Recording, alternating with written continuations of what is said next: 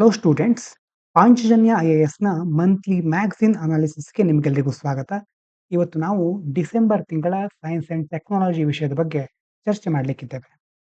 ಇದರಲ್ಲಿ ಮುಖ್ಯವಾಗಿ ನಾವು ಪ್ರಿಲಿಮ್ಸ್‌ಗೆ ಸಂಬಂಧಪಟ್ಟ ವಿಷಯಗಳನ್ನ ಹೆಚ್ಚು ನೋಡಲಿಕ್ಕಿದ್ದೇವೆ.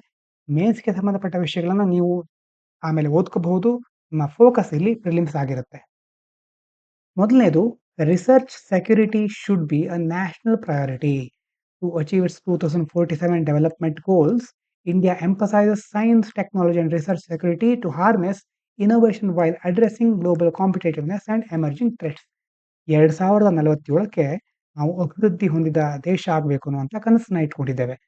ಇದಕ್ಕೋಸ್ಕರ ನಾವು ಬೇರೆ ಬೇರೆ ಕ್ಷೇತ್ರಗಳಲ್ಲಿ ಡೆವಲಪ್ಮೆಂಟ್ ಆಗುವ ಅವಶ್ಯಕತೆ ಇದೆ. ಹಾಗಾಗಿ ಈ ಸಂದರ್ಭದಲ್ಲಿ ರಿಸರ್ಚ್ ಸೆಕ್ಯೂರಿಟಿ, ರಿಸರ್ಚ್‌ಗೆ ಸಂಬಂಧಪಟ್ಟ ಸೆಕ್ಯೂರಿಟಿಯು ಸಹ ಬಹಳ ನಮ್ಮ ಆದ್ಯತೆ ಆಗಿರಬೇಕು, ರಾಷ್ಟ್ರೀಯ ಆದ್ಯತೆ ಆಗಿರಬೇಕು ಅಂತ ಇದರಲ್ಲಿ ಹೇಳ್ತಾ ಇದ್ದಾರೆ.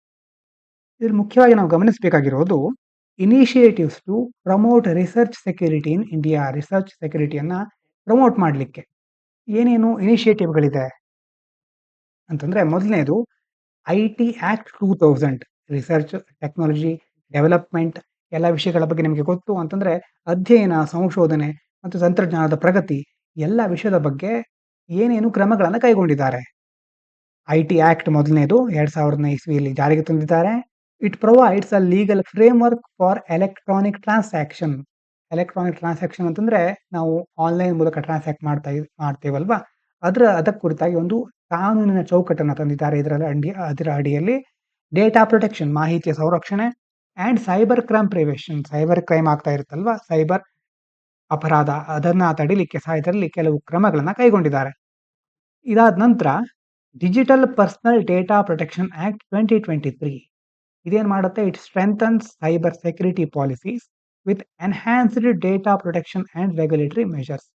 ಇಲ್ಲಿರುವಂತಹ ಕಾನೂನುಗಳಿಗಿಂತ ಹೆಚ್ಚಿನದಾದ ಪಾಲಿಸಿಗಳನ್ನ, ಮಾಹಿತಿಯ ಸಂರಕ್ಷಣೆಗಾಗಿ ಮತ್ತೆ ನಿಯಂತ್ರಕ ಕ್ರಮಗಳನ್ನ ಇಲ್ಲಿ ಹೆಚ್ಚು ಕೈಗೊಂಡಿದ್ದಾರೆ. ಎನ್ಹಾನ್ಸ್ಡ್ ಡೇಟಾ ಪ್ರೊಟೆಕ್ಷನ್, ಹೆಚ್ಚಿನ ಮಟ್ಟದ, ದೊಡ್ಡ ಮಟ್ಟದ ಮಾಹಿತಿಯ ಸಂರಕ್ಷಣೆ ಕುರಿತಾಗಿ ಇಲ್ಲಿ ರೆಗ್ಯುಲೇಟರಿ ಮೆಷರ್ಗಳನ್ನ, ನಿಯಂತ್ರಕ ಕ್ರಮಗಳನ್ನ ಕೈಗೊಂಡಿದ್ದಾರೆ. ಇನ್ನು ಸೈಬರ್ ಸ್ವಚ್ಛತಾ ಕೇಂದ್ರ, ಇದನ್ನು ಸರಿಯಾಗಿ ನೆನಪಿಟ್ಕೊಳ್ಳಿ. ಏನ್ ಮಾಡುತ್ತೆ ಇದು? ಡಿಟೆಕ್ಟ್ಸ್ and removes malicious programmes. Malicious programmes ಅಂತಂದ್ರೆ ನಮ್ಮ ಮೊಬೈಲ್ ಅಥವಾ ಡಿವೈಸ್ಗಳು, ಲ್ಯಾಪ್ಟಾಪ್, ಕಂಪ್ಯೂಟರ್ ಯಾವುದೇ ಇರಬಹುದು, ಆ ಡಿವೈಸ್ಗಳಿಗೆ ಅಪಾಯವನ್ನು ಉಂಟು ಮಾಡುವಂತಹ ಕೆಲವು ಪ್ರೋಗ್ರಾಮ್ಗಳು. ಈ ಸೈಬರ್ ಸ್ವಚ್ಛತಾ ಕೇಂದ್ರದಲ್ಲಿ ಅಂತಹ ಪ್ರೋಗ್ರಾಮ್ಗಳನ್ನ, ಸಾಫ್ಟ್ವೇರ್ ಆಗಿರಬಹುದು, ವೈರಸ್ ಅಂತ ಹೇಳ್ತೇವೆ, ಬಗ್ಸ್ ಅಂತ ಹೇಳ್ಬಹುದು, ಮತ್ತೆ ಬೇರೆ ಬೇರೆ ನಮ್ಮ ದಿನನಿತ್ಯದ ಚಟುವಟಿಕೆಗಳಿಗೆ ಅಡಚಣೆ ಉಂಟು ಮಾಡುವಂತ ಯಾವುದೇ ರೀತಿಯ ಸಾಫ್ಟ್ವೇರ್ ಪ್ರೋಗ್ರಾಮ್ಗಳಿರಬಹುದು, ಅದನ್ನ ಡಿಟೆಕ್ಟ್ ಮಾಡಿ ರಿಮೂವ್ ಮಾಡುತ್ತೆ ಯಾವುದು? ಸೈಬರ್ ಸ್ವಚ್ಛತಾ ಕೇಂದ್ರ. And offers free malware analysis tools. Malware ಅಂತಂದ್ರೆ ಕಂಪ್ಯೂಟರ್ಗೆ ಅಪಾಯವನ್ನು ಉಂಟು ಮಾಡುವಂತಹ ಕೆಲವೊಂದು ಬೇರೆ ಬೇರೆ ಪ್ರೋಗ್ರಾಮ್ಗಳು, ಅದನ್ನ ಅನಾಲಿಸಿಸ್ ಮಾಡುವುದಕ್ಕೂ ಸಹ ಇದೇನ್ ಮಾಡುತ್ತೆ? ಫ್ರೀ ಮಾಲ್ವೇರ್ ಅನಾಲಿಸಿಸ್ ಟೂಲ್ ನ ಸಹ ಪ್ರೊವೈಡ್ ಮಾಡುತ್ತೆ. ಯಾವುದು? ಸೈಬರ್ ಸ್ವಚ್ಛತಾ ಕೇಂದ್ರ. ಇನ್ನು ಸೈಬರ್ ಸುರಕ್ಷಿತ್ ಭಾರತ್ ಅಂತ ಇನ್ನೊಂದು ಇನಿಷಿಯೇಟಿವ್ ಇದೆ. Train Cisco and IT professionals to tackle cyber security challenges effectively. Cyber ಸೆಕ್ಯೂರಿಟಿಗೆ ಸಂಬಂಧಪಟ್ಟಂತ ಬೇರೆ ಬೇರೆ ಸವಾಲುಗಳನ್ನ ಹೇಗೆ ಸರಿಯಾಗಿ ಎದುರಿಸಬೇಕು ಅನ್ನೋದ್ರ ಕುರಿತಾಗಿ ತರಬೇತಿಯನ್ನು ನೀಡ್ತಾರೆ. ಯಾವುದರ ಅಡಿಯಲ್ಲಿ? ಸೈಬರ್ ಸುರಕ್ಷಿತ್ ಭಾರತ್ನ ಅಡಿಯಲ್ಲಿ. ಬೇರೆದೆಲ್ಲ ಮೇನ್ಸಿಗೆ ಸಂಬಂಧಪಟ್ಟಂತ ಅಂಶಗಳು. ಯಾವುದಕ್ಕೆ ಯಾವ್ಯಾವ ಅಂಶಗಳು ಮುಖ್ಯವಾಗಿದೆ ಅನ್ನೋದನ್ನ ನಾವು ನೋಡಿದ್ವಿ ಈಗಾಗಲೇ. ಇಂಡಿಯಾ ಸ್ಟ್ರಾಟಜಿಕ್ ಟೆಕ್ನಾಲಜಿ ಸೆಕ್ಟರ್ಸ್, ಇಲ್ಲಿ ಫೋಕಸ್ ಏರಿಯಾಸ್ಗಳು ಯಾವ್ಯಾವ ವಿಷಯದಲ್ಲಿ ಹೆಚ್ಚು ನಾವು ಫೋಕಸ್ ಮಾಡಬೇಕು? ಸ್ಪೇಸ್, ಡಿಫೆನ್ಸ್, ಸೆಮಿಕಂಡಕ್ಟರ್ ವಲಯ, cyber security, nuclear technology, biotechnology, clean energy, ಮತ್ತೆ ಈಗ ಬರ್ತಾ ಇರುವಂತಹ ಆರ್ಟಿಫಿಷಿಯಲ್ ಇಂಟೆಲಿಜೆನ್ಸ್, ಕ್ವಾಂಟಮ್ ಟೆಕ್ನಾಲಜಿ ಎಲ್ಲ ವಿಷಯಗಳ ಬಗ್ಗೆ ನಾವು ಹೆಚ್ಚು ಫೋಕಸ್ ಮಾಡಬೇಕಾಗಿರುತ್ತೆ. ಅದರಲ್ಲೂ ಸ್ಟ್ರಾಟಜಿಕ್ ಟೆಕ್ನಾಲಜಿ ಸೆಕ್ಟರ್ಗಳು ಇವೆಲ್ಲ. ಅದಾದ ನಂತರ ಮುಖ್ಯವಾಗಿ ಇಲ್ಲಿ ಕೊಟ್ಟಿರುವಂತಹ ಇನಿಷಿಯೇಟಿವ್ನ ಈಗಾಗಲೇ ನೋಡಿಬಿಟ್ಟಿದ್ದೇವೆ. ಯಾವುದು? IT act 2000, digital personal data protection act ಈಗ ನೋಡಿದ್ವಲ್ಲ. ಸೈಬರ್ ಸ್ವಚ್ಛತಾ ಕೇಂದ್ರ ಏನ್ ಮಾಡುತ್ತೆ ನೆನಪು ಮಾಡ್ಕೊಳ್ಳಿ. ಸೈಬರ್ ಸುರಕ್ಷಿತ್ ಭಾರತ್ ಸ್ವಲ್ಪ ಹೊತ್ತಿನಿಂದ ನೋಡಿದ್ದು. ಇದಾದ ನಂತರ ಮುಂದಿನ ವಿಷಯ climate footprint of space exploration. Context ನೋಡ್ಕೊಳ್ಳೋಣ ಮೊದಲು. ಯಾವುದಕ್ಕೆ ಈ ವಿಷಯ ಪ್ರಸ್ತುತದಲ್ಲಿದೆ? The growing reliance on space technologies for climate monitoring and other critical functions has heightened the concerns about the environmental impact of space activities. ಅಂದ್ರೆ climate monitor ಮಾಡಲಿಕ್ಕೆ, ವಾತಾವರಣವನ್ನ ಮತ್ತೆ ಸುತ್ತಮುತ್ತಲ ಪರಿಸರವನ್ನ ಈ ಎಲ್ಲವನ್ನ ಮಾನಿಟರ್ ಮಾಡಲಿಕ್ಕೆ ನಾವು ಸ್ಪೇಸ್ ಟೆಕ್ನಾಲಜಿಗಳನ್ನ, ಬಾಹ್ಯಾಕಾಶಕ್ಕೆ ಸಂಬಂಧಪಟ್ಟ ತಂತ್ರಜ್ಞಾನಗಳನ್ನ ಉಪಯೋಗಿಸ್ಕೊಳ್ತಾ ಇದ್ದೇವೆ. ಅದರ ಮೇಲೆ ಹೆಚ್ಚು ಅವಲಂಬಿತ ಆಗಿದ್ದೇವೆ. ಆದ್ರೆ ಹೆಚ್ಚು ಅವಲಂಬನೆಯಿಂದಾಗಿ ಏನಾಗ್ತಾ ಇದೆ? ಅದರಿಂದ ಎನ್ವೈರ್ನ್ಮೆಂಟ್ ಮೇಲೆ, ಪರಿಸರದ ಮೇಲೆ ಬೇರೆ ಬೇರೆ ದುಷ್ಪರಿಣಾಮ ಉಂಟಾಗ್ತಾ ಇದೆ. Particularly satellite interference and orbital debris. ಬೇರೆ ಬೇರೆ ಸ್ಯಾಟಲೈಟ್‌ಗಳು ಇಂಟರ್ಫಿಯರ್ ಆಗೋದು ಮತ್ತೆ ಆರ್ಬಿಟಲ್ ಡೆಬ್ರಿಸ್‌ಗಳು. ಡೆಬ್ರಿಸ್ ಅಂತಂದ್ರೆ ತ್ಯಾಜ್ಯ. ಬಾಹ್ಯಾಕಾಶ ತ್ಯಾಜ್ಯ ಸಹ ಹೆಚ್ಚಾಗ್ತಾ ಇದೆ. ಇನ್ನು ಬ್ಯಾಕ್‌ಗ್ರೌಂಡ್ ನೋಡೋದಾದ್ರೆ according to European Space Agency as of September 2024 there had been around 6740 rocket launches. 2024ರ ಹೊತ್ತಿಗೆ ಸುಮಾರು 6740 ರಾಕೆಟ್‌ಗಳು ಲಾಂಚ್ ಆಗಿವೆ. ಯಾವಾಗ್ನಿಂದ? 1957ರಿಂದ. That placed 19,590 satellites in orbit. ಈಗ ಬಾಹ್ಯಾಕಾಶದಲ್ಲಿ ಸುಮಾರು 19,590 ಸ್ಯಾಟಲೈಟ್‌ಗಳನ್ನ ಪ್ಲೇಸ್ ಮಾಡಿದ್ದಾರೆ. Around 13,230 are still in space and of them 10,200 are still functional. ಸುಮಾರು 13,230 ಸ್ಯಾಟಲೈಟ್‌ಗಳು ಇನ್ನು ಸ್ಪೇಸ್ ಅಲ್ಲೇ ಇವೆ. ಮತ್ತೆ ಅದರಲ್ಲಿ 10,200ರಷ್ಟು ಇನ್ನೂ ವರ್ಕ್ ಆಗ್ತಾ ಇದೆ, ಫಂಕ್ಷನ್ ಮಾಡ್ಕೊಳ್ತಾ ಇದೆ. ಇನ್ನು ಇಲ್ಲಿ ಮುಖ್ಯವಾಗಿ ನಾವು ಗಮನಿಸಬೇಕಾಗಿರೋದು ಅಬೌಟ್ ಕ್ಲೈಮೇಟ್ ಫುಟ್ ಪ್ರಿಂಟ್. ಹಾಗಂದ್ರೆ ಏನು? Climate footprint refers to total amount of greenhouse gases emitted into atmosphere. ಒಟ್ಟು ಎಷ್ಟು ಮಟ್ಟದಲ್ಲಿ ಗ್ರೀನ್ ಹೌಸ್ ಗ್ಯಾಸ್‌ಗಳು ಅಂತಂದ್ರೆ ಹಸಿರು ಮನೆ ಅನಿಲಗಳು ಎಮಿಟ್ ಆಗ್ತಾ ಇರೋದು ವಾತಾವರಣಕ್ಕೆ as a result of human activities. ಮಾನವರ ಬೇರೆ ಬೇರೆ ಚಟುವಟಿಕೆಗಳಿಂದ ಎಷ್ಟು ಮೊತ್ತದಲ್ಲಿ ಟೋಟಲ್ ಆಗಿ ಎಷ್ಟು amount green house gas emit ಆಗ್ತಾ ಇದೆ ಅನ್ನೋದನ್ನ ಯಾವ ರೀತಿ ಮೆಜರ್ ಮಾಡ್ತೇವೆ, ಅದಕ್ಕೆ ಏನಂತ ಕರಿತೇವೆ? ಕ್ಲೈಮೇಟ್ ಫುಟ್ ಪ್ರಿಂಟ್ ಅಂತ ಕರಿತೇವೆ. It is a measure of how much a particular activity, product or organization contributes to a global warming and climate change. ಮುಖ್ಯವಾಗಿ ಎರಡು ಸಮಸ್ಯೆಗಳು ಯಾವುದು? ಗ್ಲೋಬಲ್ ವಾರ್ಮಿಂಗ್, ಜಾಗತಿಕ ತಾಪಮಾನ ಏರ್ತಾ ಇದೆ, ಮತ್ತೆ ಹವಾಮಾನ ಬದಲಾವಣೆ, ಕ್ಲೈಮೇಟ್ ಚೇಂಜ್. ಈ ಎರಡು ವಿಷಯಗಳಿಗೆ ಸಂಬಂಧಿಸಿದ ಹಾಗೆ ಮನುಷ್ಯನ ಮಾಡುವಂತಹ ಬೇರೆ ಬೇರೆ ಆಕ್ಟಿವಿಟೀಸ್‌ಗಳು, ಚಟುವಟಿಕೆಗಳು, ಮತ್ತೆ ನಾವು ಉತ್ಪಾದಿಸುವಂತಹ ಉತ್ಪನ್ನಗಳು, ಮತ್ತೆ ಬೇರೆ ಬೇರೆ ಆರ್ಗನೈಸೇಷನ್‌ಗಳು ಯಾವ ಮಟ್ಟದಲ್ಲಿ ಈ ಎರಡು ಗ್ಲೋಬಲ್ ವಾರ್ಮಿಂಗ್ ಮತ್ತೆ ಕ್ಲೈಮೇಟ್ ಚೇಂಜ್‌ಗೆ ಈ ಒಂದು ಗ್ರೀನ್ ಹೌಸ್ ಗ್ಯಾಸನ್ನ ಎಮಿಟ್ ಮಾಡೋದ್ರ ಮೂಲಕ ಹೆಚ್ಚಿನ ದೊಡ್ಡ ಮಟ್ಟದಲ್ಲಿ ಇದನ್ನ ಮಾಡ್ತಾ ಇವೆ, ಕೊಡುಗೆಯನ್ನ ನೀಡ್ತಾ ಇವೆ ಇದಕ್ಕೆ ಅನ್ನೋದನ್ನ ಚೆಕ್ ಮಾಡುತ್ತೆ. ಯಾವುದು? Climate foot print. ಮೊದಲನೇ ಅಂಶ ಗ್ರೀನ್ ಹೌಸ್ ಗ್ಯಾಸನ್ನ ಎಷ್ಟು ಎಮಿಟ್ ಮಾಡ್ತಾ ಇದೆ ಅಂತ, ಮತ್ತೆ ಬೇರೆ ಬೇರೆ ಆಕ್ಟಿವಿಟೀಸ್‌ಗಳಿಂದ ಯಾವ ಮಟ್ಟದಲ್ಲಿ ಗ್ಲೋಬಲ್ ವಾರ್ಮಿಂಗ್ ಮತ್ತೆ ಕ್ಲೈಮೇಟ್ ಚೇಂಜ್‌ಗೆ ಇದು ಕೊಡುಗೆ ನೀಡ್ತಾ ಇದೆ ಅಂತ ಇದರಲ್ಲಿ ಹೇಳ್ತಾರೆ. ಕ್ಲೈಮೇಟ್ ಫುಟ್ ಪ್ರಿಂಟ್ ಅನ್ನೋದನ್ನ ಸರಿಯಾಗಿ ನೆನಪಿಟ್ಕೊಳ್ಳಿ. ಇನ್ನು environmental impact of space activities. ಬಾಹ್ಯಾಕಾಶಕ್ಕೆ ಸಂಬಂಧಪಟ್ಟ ಬೇರೆ ಬೇರೆ ಚಟುವಟಿಕೆಗಳಿಂದಾಗಿ ಯಾವ ರೀತಿ ಎನ್ವೈರ್ಮೆಂಟ್ ಮೇಲೆ ಎಫೆಕ್ಟ್ ಆಗ್ತಾ ಇದೆ. ಮೊದಲನೇದು emission of greenhouse gases. Every rocket launch emits carbon dioxide, black carbon, water vapour contributing to global warming. ಪ್ರತಿ ರಾಕೆಟ್ ಅನ್ನು ಲಾಂಚ್ ಮಾಡಿದಾಗ ಅದರಿಂದ ಕಾರ್ಬನ್ ಡೈಆಕ್ಸೈಡ್ ಎಮಿಟ್ ಆಗುತ್ತೆ, ಬ್ಲಾಕ್ ಕಾರ್ಬನ್ ಎಮಿಟ್ ಆಗುತ್ತೆ, ನೀರಾವಿ ಎಮಿಟ್ ಆಗುತ್ತೆ. ಇದೆಲ್ಲ ಗ್ಲೋಬಲ್ ವಾರ್ಮಿಂಗ್ ಅನ್ನ ಹೆಚ್ಚು ಮಾಡ್ಲಿಕ್ಕೆ ಮುಂದಾಗುತ್ತೆ. ಇನ್ನು ನಾವು ಇಲ್ಲಿ ಮುಖ್ಯವಾಗಿ ನೋಡ್ಬೇಕಾಗಿರೋದು ಬ್ಲಾಕ್ ಕಾರ್ಬನ್ ಬಗ್ಗೆ. Black carbon's role. Black carbon absorb sunlight 500 times more effectively than the carbon dioxide. Carbon ಡೈಆಕ್ಸೈಡ್‌ಗಿಂತ 500 ಪಟ್ಟು ಹೆಚ್ಚು ಎಫೆಕ್ಟಿವ್ ಆಗಿ ಏನ್ ಮಾಡುತ್ತೆ? ಬ್ಲಾಕ್ ಕಾರ್ಬನ್ ಸನ್ಲೈಟ್ ಅನ್ನ ಅಬ್ಸಾರ್ಬ್ ಮಾಡ್ಕೊಳ್ಳುತ್ತೆ. ಅಬ್ಸಾರ್ಬ್ ಮಾಡ್ಕೊಂಡಿದ್ದು ಏನಾಗುತ್ತೆ? Amplifying the warming effect. ಹೆಚ್ಚು ಸನ್ಲೈಟ್ ಅನ್ನು ಅಬ್ಸಾರ್ಬ್ ಮಾಡ್ಕೊಂಡು ತಾಪಮಾನವನ್ನು ಹೆಚ್ಚಿಸುತ್ತೆ. ತಾಪಮಾನ ಹೆಚ್ಚಾಗ್ತಾನೆ ಹೋಗುತ್ತೆ. ವಾರ್ಮಿಂಗ್ ಎಫೆಕ್ಟ್ ಆಂಪ್ಲಿಫೈ ಆಗುತ್ತೆ, ಇನ್ನಷ್ಟು ಜಾಸ್ತಿ ಆಗ್ತಾ ಹೋಗುತ್ತೆ. ಅದನ್ನ ಮುಖ್ಯವಾಗಿ ನಾವು ನೋಡ್ಕೋಬೇಕು. ಇದಾದ ನಂತರ ಓಝೋನ್ ಲೇಯರ್ ಡಿಪ್ಲೇಷನ್ ಆಗ್ತಾ ಇರೋದು ನಿಮ್ಗೆ ಗೊತ್ತು. ಮತ್ತೆ ಸ್ಯಾಟಲೈಟ್ ಡೆಬ್ರಿಸ್‌ಗಳಿಂದ, ಬಾಹ್ಯಾಕಾಶ ತ್ಯಾಜ್ಯಗಳಿಂದ ಬೇರೆ ಬೇರೆ ತೊಂದರೆಗಳು ಎದುರಾಗ್ತಾ ಇದೆ. Disrupt atmospheric composition and alter climate patterns. Climate pattern ಅಲ್ಲಿ ಚೇಂಜ್ ಆಗ್ತಾ ಇದೆ.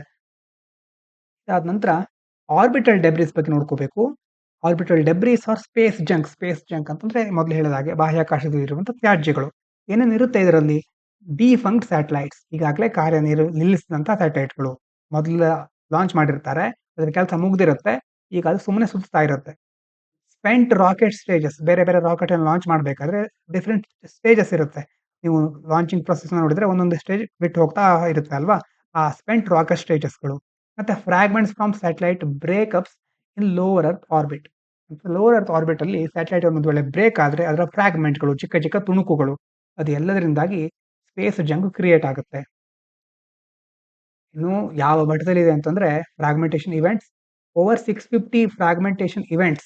ಸುಮಾರು 650 ಬ್ರೇಕಪ್‌ಗಳು ಅಂತಂದ್ರೆ ತುಂಡಾಗೋದು, ಮತ್ತೆ ಎಕ್ಸ್‌ಪ್ಲೋಷನ್ ಆಗೋದು, ಸ್ಯಾಟಲೈಟ್‌ಗಳು ಮತ್ತೆ ಕೊಲೈಡ್ ಆಗೋದು ಒಂದಕ್ಕೊಂದು. ಸುಮಾರು 650 ಇಂತಹ ಘಟನೆಗಳು ಕಂಡುಬಂದಿದೆ. ಮತ್ತೆ ಅದಾದ ನಂತರ mass of space object. Total mass of all objects in orbit exceeds 13,000 tons. ಎಲ್ಲಾ ಸ್ಪೇಸ್ ಆಬ್ಜೆಕ್ಟಿನ ಒಟ್ಟು ತೂಕ ಸುಮಾರು 13,000 ಟನ್‌ಗಳಿಗಿಂತ ಹೆಚ್ಚು. ಮುಂದೆ ನಾವು ನೋಡ್ಬೇಕಾಗಿರೋದು end of life protocols for satellites. ಏನ್ ಹೀಗಂದ್ರೆ ISRO ensures satellites are manual to lower orbits for controlled re-entry or move to graveyard orbit sufficiently above the GEO. Next to region after mission completion to prevent them from becoming debris. ಅಂತಂದ್ರೆ end of life protocol for satellite. ಈ protocol ಏನ್ ಮಾಡ್ತಾರೆ ಅಂತಂದ್ರೆ ಇದರಿಂದ ಇಸ್ರೋ ಏನ್ ಮಾಡ್ತಾ ಇದೆ, satellite ನ ಲಾಂಚ್ ಮಾಡ್ತಾರೆ. Manual to lower orbit. Manoeuvre ಅಂತಂದ್ರೆ ಲೋವರ್ ಆರ್ಬಿಟ್ ಗೆ ಹೋಗುವಂತೆ ಮೊದಲೇ ಅವರ ಪಥವನ್ನ ನಿರ್ಧರಿಸ್ಬಿಡೋದು. ಅದನ್ನ ಆ ಪಥವನ್ನ ಮೊದಲೇ ಸೂಚಿಸೋದು. ಅದಕ್ಕೆ ಯಾವುದಕ್ಕೋಸ್ಕರ? ಕಂಟ್ರೋಲ್ಡ್ ರೀ-ಎಂಟ್ರಿ. ಅದು ರೀ-ಎಂಟ್ರಿ ಆಗ್ಬೇಕಾದ್ರೆ ಭೂಮಿಯ ಕಡೆ ಮತ್ತೆ ಬರಬೇಕಾದ್ರೆ ಕಂಟ್ರೋಲ್ಡ್ ಮ್ಯಾನರ್ ಅಲ್ಲಿ ಬರಬೇಕು. ಅವ್ರು move to graveyard orbits. Graveyard orbits ಅಂತಂದ್ರೆ ಯಾವುದೇ ಹಾನಿ ಮಾಡದ ಹಾಗೆ ಬೇರೆ ಒಂದು ಆರ್ಬಿಟ್ ಗಳಿಗೆ ಹೋಗಿ ಯಾವುದೇ ಆಕಾಶಕಾಯಗಳಿಗೆ ತೊಂದರೆ ಆಗಬಾರದು. ಮತ್ತೆ ಬಾಹ್ಯಾಕಾಶಕ್ಕೆ ಕಳಿಸುವಂತ ಯಾವುದೇ ಪದಾರ್ಥಗಳಿಗೆ ಅಥವಾ ನಾವು ಕಳಿಸ್ತಾ ಇರ್ತೀವಲ್ಲೋ ಬೇರೆ ಬೇರೆ ವಸ್ತುಗಳು, ಅದಕ್ಕೆ ತೊಂದರೆ ಆಗದ ರೀತಿ ಗ್ರೇವ್ ಯಾರ್ಡ್ ಆರ್ಬಿಟ್ ಗಳಿಗೆ ಕಳಿಸೋದು. ಆ ರೀತಿ ಕಳಿಸ್ಲಿಕ್ಕೆ ಇರುವಂತಹ ಒಂದು ಪ್ರೋಟೋಕಾಲ್ ಇದು. After mission completion to prevent them from becoming debris. ಅದಾದ್ಮೇಲೆ ಅದು ಡೆಬ್ರಿ ಆಗಬಾರದು, ತ್ಯಾಜ್ಯ ಆಗಿ ಬೇರೆ ಬೇರೆ ಕಾರ್ಯಾಚರಣೆಗಳಿಗೆ ತೊಂದರೆ ಕೊಡಬಾರದು. ಅದಕ್ಕೆ ಇದನ್ನ ಬಳಸ್ತಾರೆ. ಎಂಡ್ ಆಫ್ ಲೈಫ್ ಪ್ರೋಟೋಕಾಲ್ ಯಾವ್ದಕ್ಕೋಸ್ಕರ ಯೂಸ್ ಮಾಡೋದು? ಸ್ಯಾಟಲೈಟ್ ಗಳಿಗೆ. ಯಾವ್ದನ್ನ ಪ್ರಿವೆಂಟ್ ಮಾಡೋಕೆ? ಸ್ಪೇಸ್ ಡೆಬ್ರಿ ಕ್ರಿಯೇಟ್ ಆಗೋದನ್ನ ಪ್ರಿವೆಂಟ್ ಮಾಡ್ಲಿಕ್ಕೆ ಇದನ್ನ ಬಳಸ್ತಾರೆ. ಇನ್ನು ಪ್ರಿಲಿಮ್ಸ್ಗೆ ಸ್ಪೆಸಿಫಿಕ್ ಆಗಿ ಇವರು ಕೊಟ್ಟಿರೋದು major atmospheric Cherenkov experiment MAC telescope. ಏನ್ ಹೇಳ್ತಾ ಇದ್ದಾರೆ? MAC telescope is a state of the art ground based gamma ray telescope inaugurated in Hanle Ladakh. ಇದು ಎಲ್ಲಿದೆ? ಹಾನ್ಲೆ ಲಡಾಖ್ ನಲ್ಲಿ ಇರುವಂತಹ ಒಂದು ಟೆಲಿಸ್ಕೋಪ್ ಇದು. ಏನಿದ್ರ ಕೀ ಫೀಚರ್ಸ್ ಅಂತಂದ್ರೆ world's highest imaging Cherenkov telescope. ಇದು ಚೆರೆಂಕೋ ಟೆಲಿಸ್ಕೋಪ್ ಅಂತ ಕರೀತಾರೆ ಇದಕ್ಕೆ. ಏನ್ ಮಾಡುತ್ತೆ? ಇದು located at around 4.3 kilometre above the sea level. ಸಮುದ್ರ ಮಟ್ಟಕ್ಕಿಂತ 4.3 ಕಿಲೋಮೀಟರ್ ಅಷ್ಟು ಎತ್ತರದಲ್ಲಿದೆ. Boast 21 metre wide dish. ಅದರ ಡಿಶ್ ಇರುತ್ತಲ್ವಾ ಆ ಟೆಲಿಸ್ಕೋಪ್, ಒಂದು 21 ಮೀಟರ್ ಅಷ್ಟು ಅಗಲ ಇದೆ ಅದರದ್ದು. Making it Asia's the largest imaging Cherenkov telescope and second largest globally. ಏಷ್ಯಾದಲ್ಲೇ ದೊಡ್ಡ ಚೆರೆಂಕೋ ಟೆಲಿಸ್ಕೋಪ್ ಇದು, ಮತ್ತೆ ಸೆಕೆಂಡ್ ಲಾರ್ಜೆಸ್ಟ್, ವಿಶ್ವದಲ್ಲೇ ಎರಡನೇ ದೊಡ್ಡ ಚೆರೆಂಕೋ ಟೆಲಿಸ್ಕೋಪ್ ಇದು. ಇನ್ನು ground based detection of gamma rays utilises Cherenkov radiation. Cherenkov radiation ಬಗ್ಗೆ ನೀವು ಕೇಳಿದಿರೋ ಗೊತ್ತಿಲ್ಲ. ಅಂತಂದ್ರೆ ಕೆಲವು ಎಲೆಕ್ಟ್ರಾನ್ಗಳು ಮತ್ತೆ ಕೆಲವೊಂದು ಅಂತಂದ್ರೆ ಈಗ ಚಿಕ್ಕ ಚಿಕ್ಕ ಪಾರ್ಟಿಕಲ್ಗಳು ನೀರಿನಲ್ಲಿ, ಕೆಲವೊಂದು ಲಿಕ್ವಿಡ್ ನಲ್ಲಿ ಬೆಳಕಿಗಿಂತ ವೇಗವಾಗಿ ಚಲಿಸ್ಬಿಡುತ್ತೆ. ಆಗ ಒಂದು ರೇಡಿಯೇಷನ್ ಕ್ರಿಯೇಟ್ ಆಗುತ್ತೆ. ಸಿಂಪಲ್ ಆಗಿ ಹೇಳ್ಬೇಕು ಅಂದ್ರೆ, ತುಂಬಾ ಡೀಟೇಲ್ ಆಗಿ ಹೇಳ್ತಾ ಇಲ್ಲ. ಆ ರೇಡಿಯೇಷನ್ ಗೆ ಚೆರೆಂಕೋ ರೇಡಿಯೇಷನ್ ಅಂತ ಕರೀತಾರೆ. ಅಂತಂದ್ರೆ ಬೆಳಕಿಗಿಂತ ವೇಗವಾಗಿ ಹೋಗುವ ಒಂದು ಯಾವುದೇ ವಸ್ತು ಇಲ್ಲ, ಆದ್ರೆ ನೀರಿನಲ್ಲಿ ಕೆಲವೊಂದು ಲಿಕ್ವಿಡ್ ಅಲ್ಲಿ ಬೆಳಕಿನ ವೇಗ ಕಡಿಮೆ ಆಗುತ್ತೆ. ಆದ್ರೆ ಈ ಒಂದು ಪಾರ್ಟಿಕಲ್ಗಳು ಅಲ್ಲಿ ಹೆಚ್ಚಿನ ವೇಗವನ್ನ ಪಡ್ಕೊಂಡ್ಬಿಡುತ್ತೆ. ಹಾಗಾಗಿ ಆಗ ಕ್ರಿಯೇಟ್ ಆಗುವಂತ ರೇಡಿಯೇಷನ್ ಇದು. Utilises Cherenkov radiation produced when. ಈ ಚೆರೆಂಕೋ ರೇಡಿಯೇಷನ್ ಯಾವ ಕ್ರಿಯೇಟ್ ಆಗುತ್ತೆ? Cosmic gamma rays interact with the earth atmosphere. ಇಲ್ಲಿ ಕ್ರಿಯೇಟ್ ಆಗುವಂತ ರೇಡಿಯೇಷನ್ ಈ ಟೈಪ್ ಯಾವ ತರ ಇದೆ ಅಂತಂದ್ರೆ, ಯಾವಾಗ ಕಾಸ್ಮಿಕ್ ಗಾಮಾ ರೇಸ್ಗಳು, ಗಾಮಾ ರೇಗಳಿರುತ್ತಲ್ವಾ, ಆ ಗಾಮಾ ವಿಕಿರಣಗಳು ಅಂದ್ರೆ ಭೂಮಿಯ ಅಟ್ಮಾಸ್ಫಿಯರ್ ಜೊತೆ ಇಂಟರಾಕ್ಟ್ ಆದಾಗ ಈ ಚೆರೆಂಕೋ ರೇಡಿಯೇಷನ್ ಕ್ರಿಯೇಟ್ ಆಗುತ್ತೆ. ಬೇರೆ ಬೇರೆ ರೀತಿ ಇರುತ್ತೆ ಇದರಲ್ಲಿ. ಇಲ್ಲಿ ಕೊಟ್ಟಿರೋದು ಹೀಗೆ. ಮತ್ತೆ ಅದಾದ್ಮೇಲೆ ಇಂಡಿಜಿನಸ್ ಡೆವಲಪ್ಮೆಂಟ್. ಯಾರನ್ನ ಡೆವಲಪ್ ಮಾಡಿರೋದು? Designed and developed in India by institution like Bhabha Atomic Research Centre BARC, ಮತ್ತೆ ಅದರ ಜೊತೆ Tata Institute of Fundamental Research TIFR and the Indian Institute of Astrophysics ಇವೆಲ್ಲರೂ ಸೇರ್ಕೊಂಡು ಇದನ್ನ ಡೆವಲಪ್ ಮಾಡಿದ್ದಾರೆ. ಅದ ನಂತರ ಮುಂದಿನ ವಿಷಯ quantum satellite. Recently, the chairman of the mission governing board of the National Quantum Mission ನ ಚೇರ್ಮನ್ ಏನು ಅನೌನ್ಸ್ ಮಾಡಿದ್ದಾರೆ? India plans to launch quantum satellite within the next 2 to 3 years to enable quantum communication. ಮುಂದಿನ 2 ರಿಂದ 3 ವರ್ಷಗಳಲ್ಲಿ quantum satellite ನಾವು launch ಮಾಡ್ತೇವೆ ಅಂತ ಹೇಳಿದ್ದಾರೆ. ಅದರಿಂದ ಏನಾಗುತ್ತೆ? ಕ್ವಾಂಟಮ್ ಕಮ್ಯುನಿಕೇಶನ್ ಅನ್ನ ನಾವು ಪಡ್ಕೊಳ್ಳಿಕ್ಕೆ ಸಾಧ್ಯ ಆಗುತ್ತೆ. Quantum satellite is a type of communication satellite it leverages the principle of quantum physics. Quantum physics ನ ತತ್ವಗಳನ್ನ ಇದು ಬಳಸ್ಕೊಳ್ಳುತ್ತೆ. Example Micius launched by China in 2016. ನೋಡಿ, ಚೀನಾದವರು ಕ್ವಾಂಟಮ್ ಸ್ಯಾಟಲೈಟ್ ಅನ್ನ 2016ರಲ್ಲಿ ಲಾಂಚ್ ಮಾಡಿದ್ದಾರೆ. ಅದರ ಹೆಸರೇನು? Micius. Was the world first quantum communication satellite. 10 ವರ್ಷ ಆಗ್ತಾ ಬರುತ್ತೆ ಮುಂದಿನ ವರ್ಷಕ್ಕೆ. ಅಷ್ಟು ವರ್ಷಗಳ ಹಿಂದೆ ಅವರು ಕ್ವಾಂಟಮ್ ಸ್ಯಾಟಲೈಟ್ ಅನ್ನ ಲಾಂಚ್ ಮಾಡಿದ್ದಾರೆ. It generates pair of entangled photons for secure communication demonstrating the feasibility of secure quantum cryptography. Quantum cryptography, quantum entanglement ಅನ್ನುವಂಥ ಶಬ್ದ ಬಂದಿದೆ ಇಲ್ಲಿ. ಎಂಟ್ಯಾಂಗಲ್ಮೆಂಟ್ ಅಂತಂದ್ರೆ 2 ಚಿಕ್ಕ ಪಾರ್ಟಿಕಲ್ ಇದೆ ಅಂತ ಇಟ್ಕೊಳ್ಳಿ. ಒಂದು ಈ ಕಡೆ ಬರಿತಾ ಇದ್ದೇನೆ ನೋಡಿ. ಇಲ್ಲೊಂದು ಮತ್ತೆ ಈ ಕಡೆ ಇಲ್ಲೊಂದು 2 ಪಾರ್ಟಿಕಲ್‌ಗಳಿವೆ. ಎಂಟ್ಯಾಂಗಲ್ ಅಂತಂದ್ರೆ ಒಂದಕ್ಕೊಂದು ಸಂಬಂಧವನ್ನು ಹೊಂದಿರೋದು. ಒಂದು ಪಾರ್ಟಿಕಲ್‌ಗೆ ಸ್ಪಿನ್ ಅಂತ ಕರೆದ್ರೆ ಅಪ್ ಸ್ಪಿನ್ ಮತ್ತೆ ಡೌನ್ ಸ್ಪಿನ್ ಅಂತ ಒಂದು ಶಬ್ದವನ್ನ ಈಗ ನಿಮ್ಗೆ ಇದರ ಬಗ್ಗೆ ಡೀಟೇಲ್ ಆಗಿ ಹೇಳಲಿಕ್ಕೆ ಸಮಯ ಇಲ್ಲ. ಹಾಗಾಗಿ ಜಸ್ಟ್ ಕ್ವಾಂಟಮ್ ಫಿಸಿಕ್ಸ್‌ನಲ್ಲಿ ಹಲವಾರು ತತ್ವಗಳು ಬರುತ್ತೆ. ಈಸಿಯಾಗಿ ಅರ್ಥ ಮಾಡ್ಕೊಳ್ಳೋದು ಕ್ವಾಂಟಮ್ ವಿಜ್ಞಾನಿಗಳು ಸ್ವಲ್ಪ ಕಷ್ಟ ಅದು. ಹಾಗಾಗಿ ಎಂಟ್ಯಾಂಗಲ್ಮೆಂಟ್ ಅನ್ನೋದಂದ್ರೆ ಏನು? ಒಂದು ಪಾರ್ಟಿಕಲ್‌ನ ಪ್ರಾಪರ್ಟಿ ಇನ್ನೊಂದು ಪಾರ್ಟಿಕಲ್ ಜೊತೆ ಹೊಂದಿಕೆ ಹಾಕೊಂಡಿರೋದು. ಒಂದು ವೇಳೆ ಇದು ಅಪ್ ಇದ್ರೆ ಈ ಕಡೆ ಡೌನ್ ಇರುತ್ತೆ. ಇದಕ್ಕೆ ಎಂಟ್ಯಾಂಗಲ್ಮೆಂಟ್ ಅಂತ ಕರೀತಾರೆ. ಈ ಒಂದು ತತ್ವವನ್ನು ನಾವು ಉಪಯೋಗ ಮಾಡ್ಕೊಳ್ತಾರೆ. ಅದೇ ರೀತಿ ಕ್ವಾಂಟಮ್ ಕ್ರಿಪ್ಟೋಗ್ರಫಿ ಅಂತಂದ್ರೆ ಎನ್ಕ್ರಿಪ್ಷನ್, ಡಿಕ್ರಿಪ್ಷನ್ ಅಂತ ನೀವು ಕೇಳಿರಬಹುದು. ವಾಟ್ಸ್ಆಪ್ ಅನ್ನು ಓಪನ್ ಮಾಡಿದಾಗ ಎಂಡ್ ಟು ಎಂಡ್ ಎನ್ಕ್ರಿಪ್ಟೆಡ್ ಅಂತ ಒಂದು ಮೆಸೇಜ್ ಬರ್ತಾರಲ್ವಾ? ಒಂದು ಮೆಸೇಜ್ ತೋರಿಸ್ತಾ ಇರುತ್ತೆ. ಮತ್ತು ನೀವು ಕಳಿಸಿರುವಂತಹ ಮೆಸೇಜು ಇನ್ನೊಬ್ಬರಿಗೆ ಸುರಕ್ಷಿತವಾಗಿ ಹೋಗಿ ತಲುಪಿದೆ. ಮಿಡ್ಲಲ್ಲಿ ಯಾರು ಅದನ್ನ ನೋಡಿಲ್ಲ ಅನ್ನುವಂತಹ ಒಂದು ಮಾಹಿತಿ ಅದು. ಇದು ಕ್ರಿಪ್ಟೋಗ್ರಫಿ ಅಂತಂದ್ರೆ ಸಹ ಗೂಢಲಿಪೀಕರಣ. ಅಂತಂದ್ರೆ ಒಬ್ಬರಿಗೆ ಮೆಸೇಜ್ ಕಳಿಸಿದಾಗ ಆ ಮೆಸೇಜು ಇನ್ನೊಂದು ಗೂಢಲಿಪಿಗೆ ಕನ್ವರ್ಟ್ ಆಗುತ್ತೆ. ಅದು ಅವರಿಗೆ ಹೋಗಿ ತಲುಪಿದ ಮೇಲೆ ನೀವು ಯಾವ ರೀತಿ ಕಳಿಸಿದಿರೋ ಆ ಮೂಲಕ್ಕೆ ಅದು ಮತ್ತೆ ರೂಪಾಂತರಗೊಳ್ಳುತ್ತೆ. ಇದಕ್ಕೆ ಕ್ರಿಪ್ಟೋಗ್ರಫಿ ಅಂತ ಕರೀತಾರೆ. ಕ್ವಾಂಟಮ್ ಫಿಸಿಕ್ಸ್‌ನಲ್ಲಿ ಇದು ಕ್ರಿಪ್ಟೋಗ್ರಫಿಯನ್ನು ಯೂಸ್ ಮಾಡ್ಕೊಳ್ತಾರೆ. ಇನ್ನು quantum satellite will enable quantum key distribution. The process that ensures secure quantum communication by detecting eavesdropping attempts and aborting compromised transaction. Eavesdropping attempts ಅಂತಂದ್ರೆ ಒಬ್ ಮತ್ತೊಮ್ಮೆ ಅದೇ ಎಕ್ಸಾಂಪಲ್ ಕೊಡೋದಾದ್ರೆ ಕ್ವಾಂಟಮ್ ಪಾರ್ಟಿಕಲ್ ಅನ್ನು ನೀವು ಕಳಿಸಿದ್ದೀರಾ ಅಂತ ಇಟ್ಕೊಳ್ಳಿ ಮತ್ತೊಬ್ಬರಿಗೆ ಒಂದು ಮೆಸೇಜ್ ಅನ್ನ. ಕ್ವಾಂಟಮ್ ಕೀ ಡಿಸ್ಟ್ರಿಬ್ಯೂಷನ್ ಮೂಲಕ ನೀವು ಕಳಿಸಿದ್ದೀರಾ. ಏನ್ ಮಾಡುತ್ತೆ ಇದು ಅಂತಂದ್ರೆ ಮತ್ತೊಬ್ಬರಿಗೆ ಮೆಸೇಜ್ ಕಳಿಸಿದ್ದು ಒಂದು ವೇಳೆ ಮಿಡ್ಲಲ್ಲಿ ಯಾರಾದ್ರೂ ಅದನ್ನ ಚೆಕ್ ಮಾಡಿದ್ರೆ ನೋಡಿದ್ರೆ ಆ ಮೆಸೇಜ್‌ನ ಪ್ರಾಪರ್ಟಿ ಬದಲಾಗ್ಬಿಡುತ್ತೆ. ಯಾರೋ ಅದನ್ನ ನೋಡಿದ್ದಾರೆ ಅಂತ ನಮ್ಗೆ ಗೊತ್ತಾಗ್ಬಿಡುತ್ತೆ. ಯಾರೇ ಅದನ್ನ ಹ್ಯಾಕ್ ಮಾಡ್ಲಿಕ್ಕೆ ಪ್ರಯತ್ನ ಮಾಡಿದ್ರು ಅದು ಕಂಪ್ಲೀಟ್ ಆಗಿ ಚೇಂಜ್ ಆಗ್ಬಿಡುತ್ತೆ. ಹಾಗಾಗಿ ನೀವು ಒಂದು ವೇಳೆ ಕಳಿಸಿದ್ದು ಅದೇ ರೀತಿ ಅವರಿಗೆ ತಲುಪಿದ್ರೆ ಮಿಡ್ಲಲ್ಲಿ ಯಾರು ಅದನ್ನ ನೋಡ್ಲಿಕ್ಕೆ ಟ್ರೈ ಮಾಡಿಲ್ಲ ಅಂತ. ಒಂದು ವೇಳೆ ಸ್ವಲ್ಪ ಚೇಂಜಸ್ ಆಗಿದೆ ಅಂತ ಆದ್ರೂ ಅದರಲ್ಲಿ ಯಾರೋ ಅದನ್ನ ಭೇದಿಸ್ಲಿಕ್ಕೆ ಅಥವಾ ಯಾರೋ ಅದನ್ನ ಹ್ಯಾಕ್ ಮಾಡ್ಲಿಕ್ಕೆ ಟ್ರೈ ಮಾಡಿದ್ದಾರೆ ಅಂತ ಗೊತ್ತಾಗ್ಬಿಡುತ್ತೆ. ಅಂತಂದ್ರೆ ನೀವು ಕಳಿಸಿದ್ದು ಯಾವ ರೀತಿ ಇದೆ ಮತ್ತೆ ಯಾವ ರೀತಿ ಬರಬೇಕು ಅನ್ನುವಂಥ ಪ್ರಾಪರ್ಟಿ ಮೊದಲೇ 2 ಕಡೆ ಗೊತ್ತಿರುತ್ತೆ. ಮೆಸೇಜ್ ಗೊತ್ತಿರೋಲ್ಲ ಅಷ್ಟೇ. ಮೆಸೇಜ್ ಅನ್ನ ಯಾರಾದ್ರೂ ನೋಡ್ಲಿಕ್ಕೆ ಟ್ರೈ ಮಾಡಿದ್ರೆ ಪ್ರಾಪರ್ಟಿ ಕಂಪ್ಲೀಟ್ ಆಗಿ ಚೇಂಜ್ ಆಗ್ಬಿಡುತ್ತೆ. ಇಷ್ಟನ್ನ ಸರಿಯಾಗಿ ನೆನ್ಪಿಟ್ಕೊಳ್ಳಿ. ಇದಾದ್ಮೇಲೆ ಕ್ವಾಂಟಮ್ ಸ್ಯಾಟಲೈಟ್ ಮತ್ತೆ ಕನ್ವೆನ್ಷನಲ್ ಸ್ಯಾಟಲೈಟ್‌ಗೆ ಇಷ್ಟು ದಿನ ಲಾಂಚ್ ಮಾಡ್ತೀವಲ್ವಾ ಆ ಸ್ಯಾಟಲೈಟ್‌ಗೆ ಏನ್ difference? Technology quantum satellite use ಮಾಡೋದು ಕ್ವಾಂಟಮ್ ಮೆಕ್ಯಾನಿಕ್ಸ್ ಅನ್ನ, ಸೂಪರ್ ಪೊಸಿಷನ್ ಮತ್ತೆ ಎಂಟ್ಯಾಂಗಲ್ಮೆಂಟ್ ಅನ್ನ, ಕನ್ವೆನ್ಷನಲ್ ಆಗಿ ಕ್ಲಾಸಿಕಲ್ ಫಿಸಿಕ್ಸ್ ಅನ್ನ ಅಂತಂದ್ರೆ ನಾವು ಮೊದಲಿಂದ ಓದ್ಕೊಂಡು ಬಂದಿರ್ತೀವಲ್ವಾ ಭೌತಶಾಸ್ತ್ರ ಅದನ್ನ ಯೂಸ್ ಮಾಡೋದು ಕ್ಲಾಸಿಕಲ್ ಸ್ಯಾಟಲೈಟ್‌ಗಳು.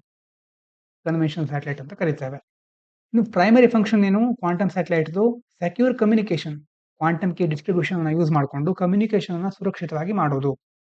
ಇನ್ನು ಕನ್ವೆನ್ಷನಲ್ ಸ್ಯಾಟಲೈಟ್ ಏನ್ ಮಾಡ್ತಿತ್ತು ಅಲ್ಲಿ ಹಲವಾರು ಅಪ್ಲಿಕೇಶನ್ ನಾವು ಪಡ್ಕೋಬಹುದು. ಕಮ್ಯುನಿಕೇಷನ್ ಇರುತ್ತೆ, ನ್ಯಾವಿಗೇಷನ್, ರಿಮೋಟ್ ಸೆನ್ಸಿಂಗ್ ಹಲವಾರು ಉಪಯೋಗಗಳನ್ನ ನಾವು ಕನ್ವೆನ್ಷನಲ್ ಸ್ಯಾಟಲೈಟ್‌ಗಳಿಂದ ಪಡ್ಕೊಳ್ತೇವೆ. ಇನ್ನು ಡೇಟಾ ಟ್ರಾನ್ಸ್ಮಿಷನ್.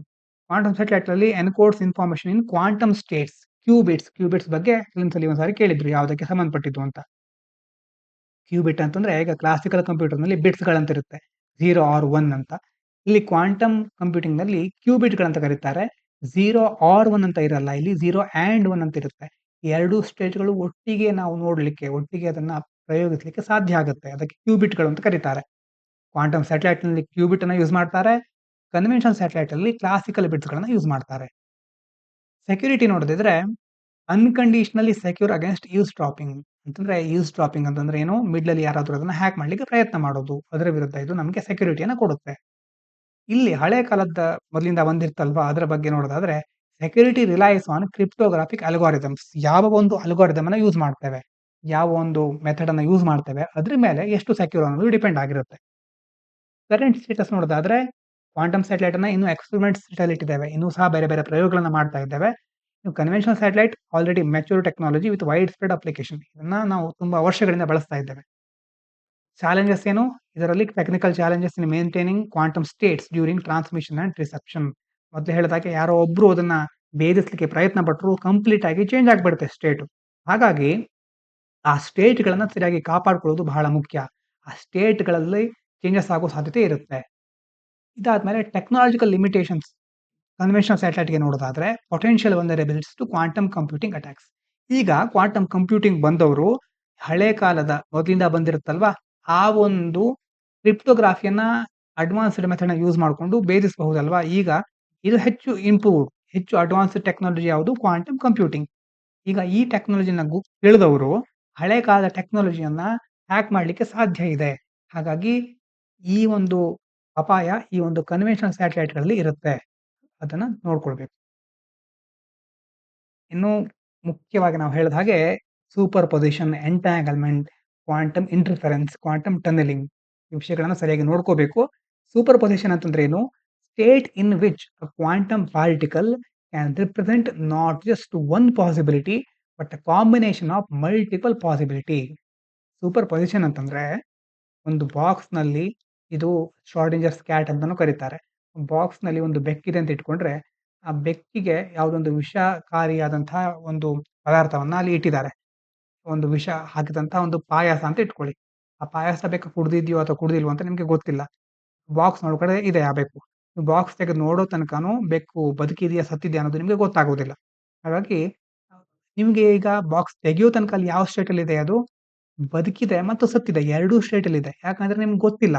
ಹಾಗಾಗಿ ಅದು ಏನು ಸೂಪರ್ ಪೊಸಿಷನ್. ಸೂಪರ್ ಪೊಸಿಷನ್ ಅಂತಂದ್ರೆ ಎರಡೂ ಸ್ಟೇಟು ಏಕಕಾಲದಲ್ಲಿ ಇರೋದು. ಅದು ಬದುಕಿಯೂ ಇದೆ ಈಗ, ಮತ್ತೆ ಸತ್ತಿಯೂ ಇದೆ. ಅಂತಂದ್ರೆ ಸತ್ತು ಹೋಗ್ಕೊಂಡು ಇದೆ. ಯಾಕಂತಂದ್ರೆ ನಿಮ್ಗೆ ಇನ್ನೂ ಗೊತ್ತಿಲ್ಲ.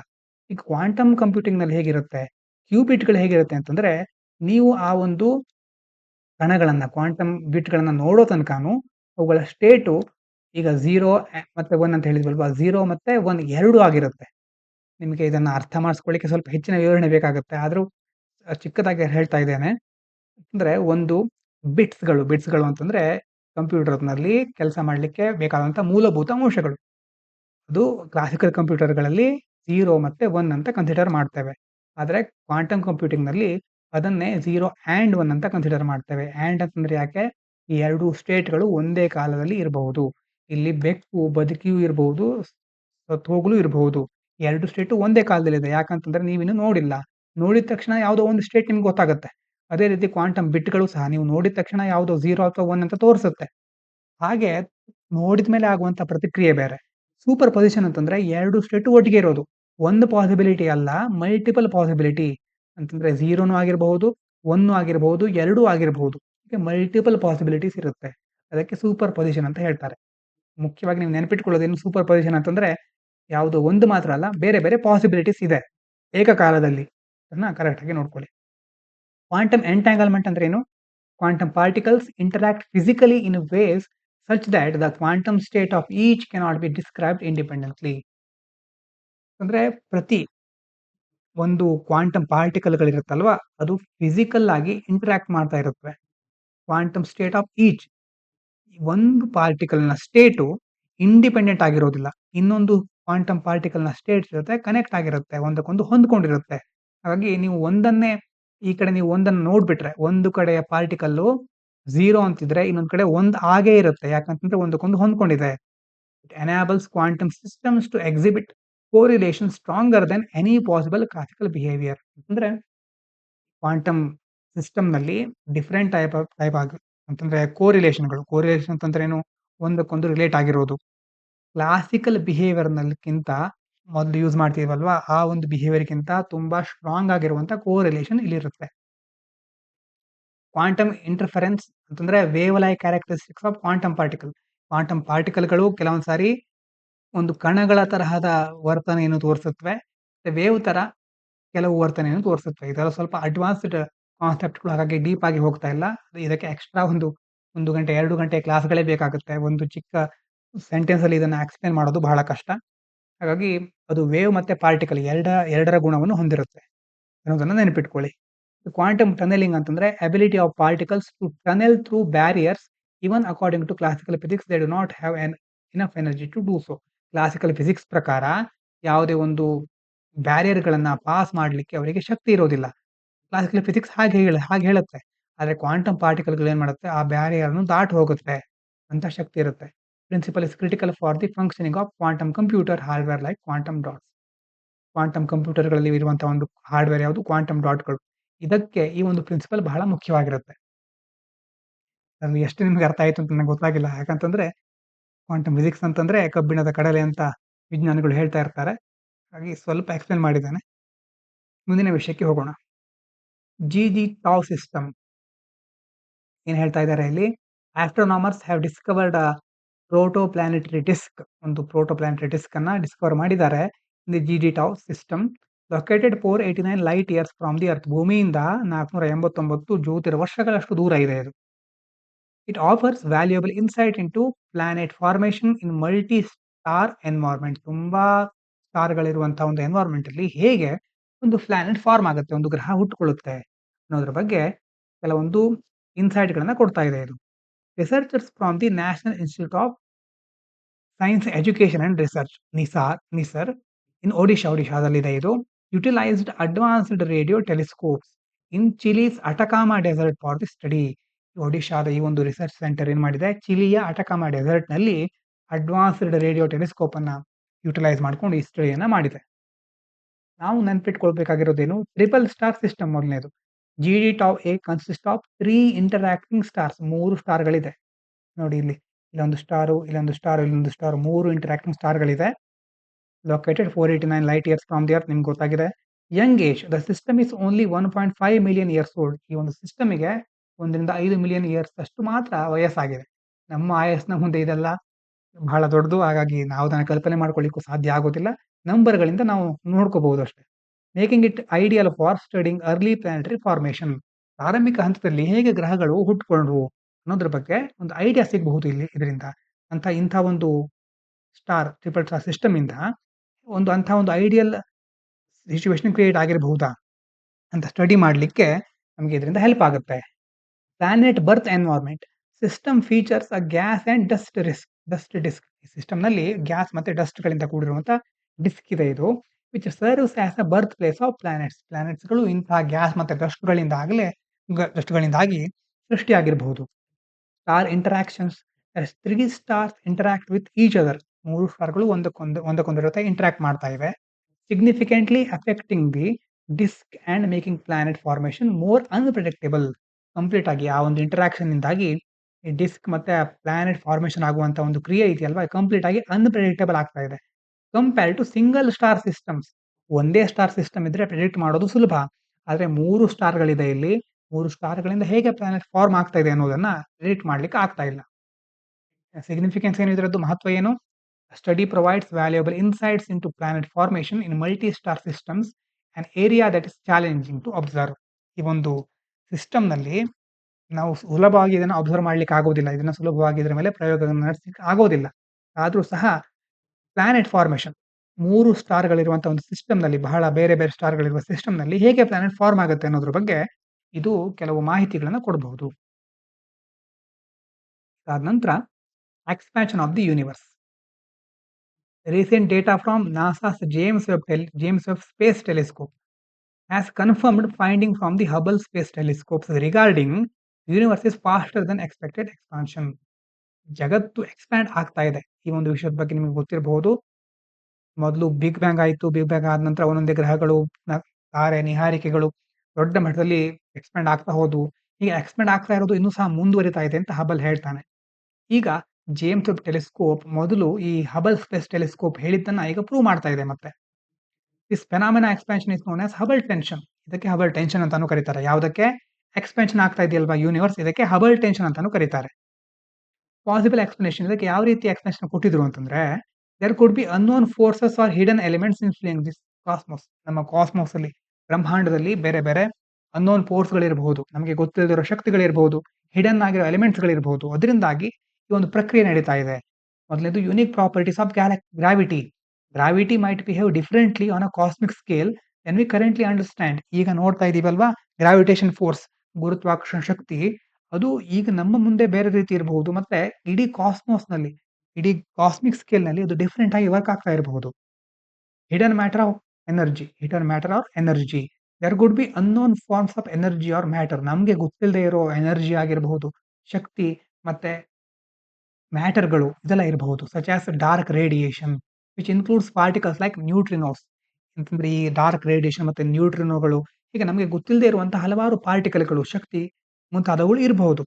Limited knowledge dark matter and dark energy ಮತ್ತೆ ಡಾರ್ಕ್ ಮ್ಯಾಟರ್ ಬಗ್ಗೆ ನಾವು ಇನ್ನೂ ಸರಿಯಾಗಿ ತಿಳ್ಕೊಳ್ಳಿಕ್ಕೆ ಆಗ್ತಾನೆ ಇಲ್ಲ. Our understanding of these mysterious components which make up most of the universe may be incomplete. ಜಗತ್ನಲ್ಲಿ ಬಹುಪಾಲು ಜಗತ್ತಲ್ಲ ಇಡೀ ಬ್ರಹ್ಮಾಂಡದಲ್ಲೇ ಬಹುಪಾಲು ತುಂಬಿಕೊಂಡಿರುವಂತಹ ಈ ಡಾರ್ಕ್ ಮ್ಯಾಟರ್ ಮತ್ತೆ ಡಾರ್ಕ್ ಎನರ್ಜಿ ಬಗ್ಗೆ ನಮಗೆ ಇನ್ನೂ ಸರಿಯಾದ ಮಾಹಿತಿ ಸಿಕ್ಕಿಲ್ಲ.